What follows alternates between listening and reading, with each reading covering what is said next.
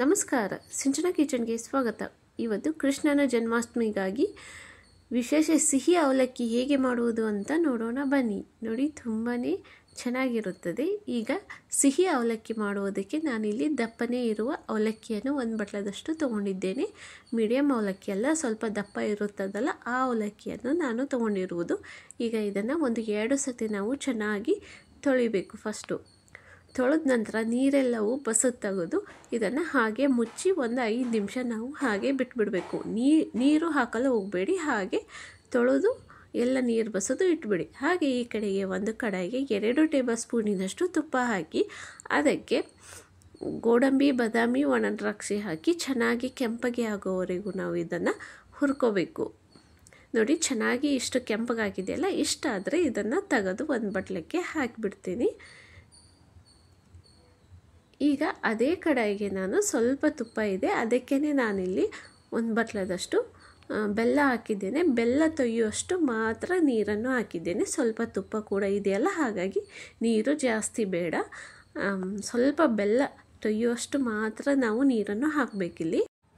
ಬೆಲ್ಲ ಎಲ್ಲವೂ ಕರಗೋವರೆಗೂ ನಾವು ಇದನ್ನು ಹಾಗೆ ತಿರುತ್ತಾನೆ ಇರಬೇಕು. ಬೆಲ್ಲ ಸ್ವಲ್ಪ ಕರಗಿದ ನಂತರ ಇದನ್ನು ನಾವು 2-3 ನಿಮಿಷ ಚೆನ್ನಾಗಿ ಕುದಿಸ್ಕೋಬೇಕು.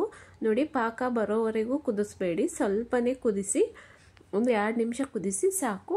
ಈಗ ಅದಕ್ಕೆ ಸ್ವಲ್ಪ ಏಲಕ್ಕಿ ಪುಡಿಯನ್ನು ಹಾಕಿ ನಾವು ಹಾಗೆ ಚೆನ್ನಾಗಿ ಕೈ ಬಿಡದ ಹಾಗೆ ಸ್ವಲ್ಪ ಹಾಗೆ ತಿರುತ್ತಾನೇ ಇರಬೇಕು. ಇಲ್ಲಾಂದರೆ ಬೆಲ್ಲ ಬೇಗನೆ ಗಟ್ಟಿಯಾಗಿಬಿಡುತ್ತೆ, ನಮಗೆ ಗೊತ್ತಾಗೋದಿಲ್ಲ. ಹಾಗಾಗಿ ಸ್ವಲ್ಪ ತಿರುತ್ತಾನೇ ಇರಬೇಕು. 2 ನಿಮಿಷ ಚೆನ್ನಾಗಿ ಕುದಿಸ್ಕೋಬೇಕು. ಸ್ವಲ್ಪ ನೀರಿನ ಅಂಶ ಹೋಗೋವರೆಗೂ ನಾವು ಇದನ್ನು ಕುದಿಸ್ಕೋಬೇಕು. ಈಗ ಇದು 2 ನಿಮಿಷ ಕುದ ನಂತರ ಇದಕ್ಕೆ ಹಸಿ ಕೊಬ್ಬರಿಯನ್ನು ಹಾಕಬೇಕು. ನೋಡಿ, ಹಸಿ ಕೊಬ್ಬರಿಯನ್ನಾದರೂ ಹಾಕಿ ಅಥವಾ ಒಣ ಕೊಬ್ಬರಿಯನ್ನಾದರೂ ಹಾಕಿ ಚೆನ್ನಾಗಿ ನಾವು ಮಿಕ್ಸ್ ಮಾಡ್ಕೋಬೇಕು. ಈಗ ಮತ್ತೆ ನಾವು ಕೊಬ್ಬರಿದು ಹಸಿದು ವಾಸನೆ ಹೋಗೋವರೆಗೂ ನಾವು ಇದನ್ನು 2 ನಿಮಿಷ ಸ್ವಲ್ಪ ಬೆಲ್ಲದಲ್ಲೇ ಕೊಬ್ಬರಿಯನ್ನು ಚೆನ್ನಾಗಿ ಹುರಿಬೇಕು. ಸ್ವಲ್ಪ ಕೆಂಪಗಾಗಬೇಕು. ನೋಡಿ, ಇವಾಗ ಕೊಬ್ಬರಿ ಹಾಕಿದ ನಂತರ ನಾನು 2 ನಿಮಿಷ ಚೆನ್ನಾಗಿ ಬೇಯಿಸಿದ್ದೇನೆ. ಈಗ ಇದಕ್ಕೆ ನಾನು ತೊಯಿಸಿಟ್ಟಿರುವ ಅವಲಕ್ಕಿಯನ್ನು ಹಾಕಿದ್ದೇನೆ. ನೋಡಿ, ಅವಲಕ್ಕಿ ನಾನು ನೀರು ಹಾಕಿಲ್ಲ, ಹಾಗೆ ತೊಯಿಸಿ ಇಟ್ಬಿಟ್ಟಿದ್ದೇನೆ.